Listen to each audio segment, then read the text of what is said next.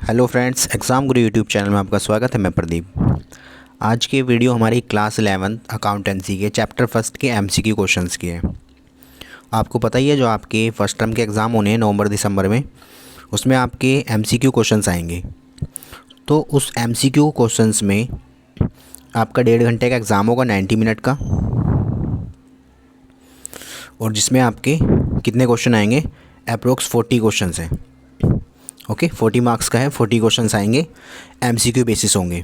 तो उसी की प्रिपरेशन के लिए मैं आज से क्या करूँगा, सीरीज़ चला रहा हूँ। हर वीडियो में आपको 15 क्वेश्चन मिलेंगे, ठीक है, हर चैप्टर के। तो फर्स्ट चैप्टर के 15 क्वेश्चन हैं आज।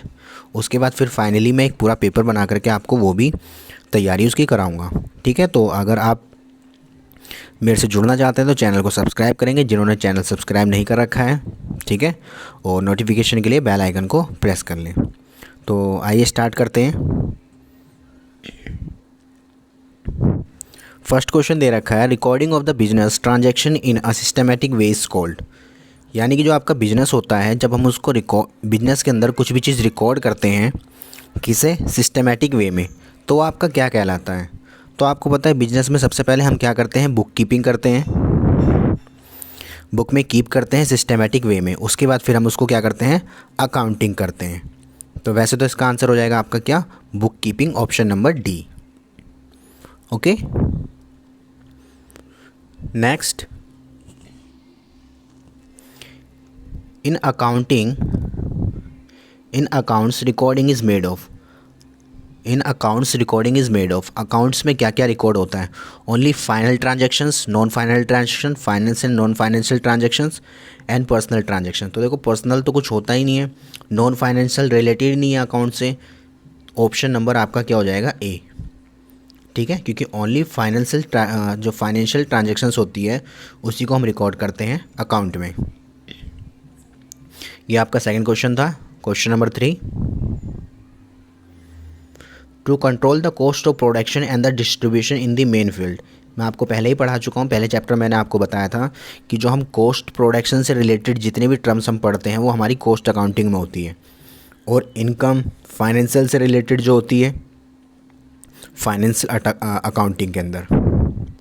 ओके, तो आपका ऑप्शन क्या हो जाएगा, इसमें ऑप्शन हो जाएगा आपका accounting, cost accounting, option number B. Next है,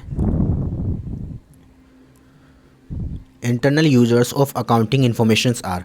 आपको पढ़ाया गया there are two types of the users, internal and external. तो इंटरनल यूजर्स कौन से होते हैं, इंटरनल जो आपके फर्म के अंदर होते हैं, यानी कि कंपनी के होते हैं, like manager, employer, supervisor, owner. तो इसमें आपको ऑप्शन नंबर जो है सी वो जाना है आंसर, मैनेजर। ओके,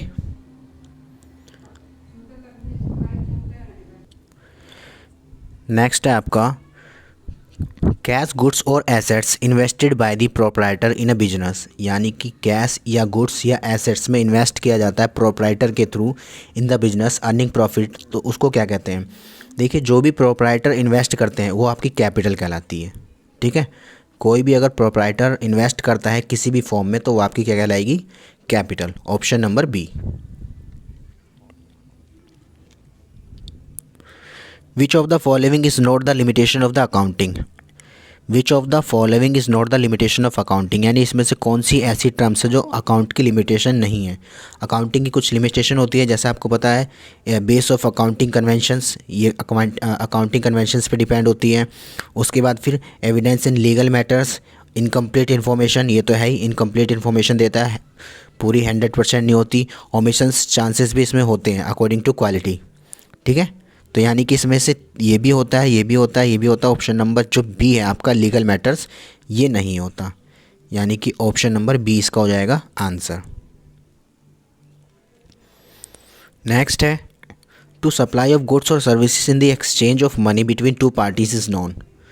जब भी आप सप्लाई करते हो गुड्स और सर्विसेज, एक्सचेंज करते हो मनी के टर्म में टू पार्टीज़ के बीच में, तो वो क्या कहलाती है आपकी।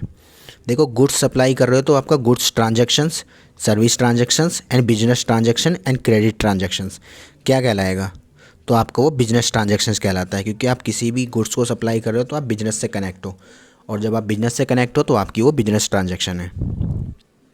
Okay, now next, management accounting provide valuable services to the management is performing. जो मैनेजमेंट अकाउंटिंग होती है प्रोवाइड कराती है valuable service to the management in performing.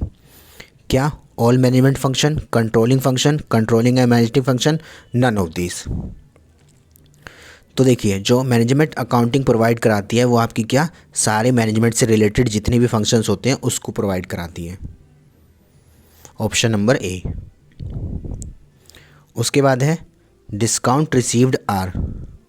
Discount receiveds are क्या होते हैं? Buyer of the goods and guaranteed discounted by the seller. जब कोई गुड्स परचेज करता है और उस पर जो सेलर होते हैं उसको गारंटी देते हैं कि हाँ इतना % हम छूट देंगे, आपको डिस्काउंट देंगे, वही आपकी डिस्काउंटेड रिसीव्ड होते हैं। ठीक है, क्योंकि जो सेलर होते हैं वो प्रॉमिस करते हैं बायर्स को कि हम इतने % आपको, आप परचेस करते हो तो 10% डिस्काउंट देंगे, 5% डिस्काउंट देंगे, तो वही आपका डिस्काउंट रिसीवर होता है। कौन होता है वो? एक बायर होता है, खरीदने वाला। ऑप्शन नंबर ए।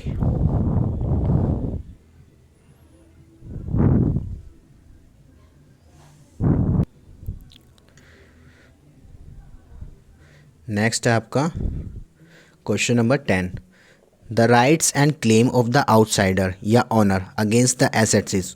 अगर कोई बाहर का क्रेडिटर्स हो या ऑनर हो, अगर वो किसी पे क्लेम करते हैं तो आपकी क्या कहलाती है एसेट्स पर? वो आपकी इक्विटीज़ कहलाती है। Okay, option number C. 11th है purchase refer to the buying of. Purchase जो होता है रेफ़र करता है किस चीज़ के खरीदने पर? Goods for sales, stationery for office use, goods for factory, all of the above. जो परचेज रेफ़र करता है वो आपका गुड्स पे होता है और सेल के लिए। ठीक है, आप परचेज करेंगे उसको सेल करने के लिए, तो गुड्स फॉर सेल। नेक्स्ट है the unsold merchandise of the business on particular day is called. जो आपका अनसोल्ड मटेरियल्स होते हैं वो आपका स्टॉक एंड इन्वेंट्रीज कहलाती है। ठीक है, जो बिकी नहीं है, अभी सेल नहीं हुआ है। और परचेज रिटर्न जो होता है आपका, जैसे ऑप्शन ए दे रखा है, परचेज रिटर्न वो होता है जो आपने परचेज करा उसके बाद आप उसको रिटर्न कर दो। बैड डेट मतलब आपका कोई पैसा डूब जाता है, डेटर्स आपको पे ना करें।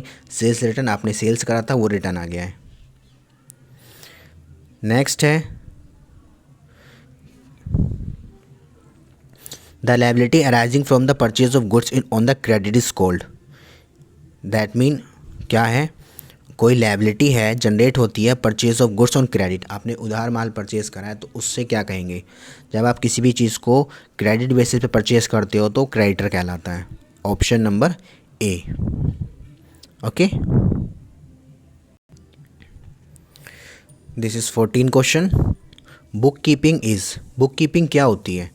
You know, bookkeeping means the part of accounting, and the part of accounting you know very well. Accounting is an art and science both. Okay, so bookkeeping is a art and science both. Option number C. And the last question for today. Which of these best example for fixed assets? Fixed assets के लिए इसमें से कौन सा आपका जो example है वो बहुत अच्छा रहेगा, सुटेबल है? पहला, are bought a use in the business. आपने परचेज़ करा बिजनेस को यूज़ करने के लिए।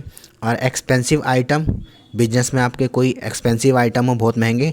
Are items which will not be wear out quickly. ऐसे जो प्रोडक्ट कोई भी जो आसानी से टूटे ना या ख़राब ना हो।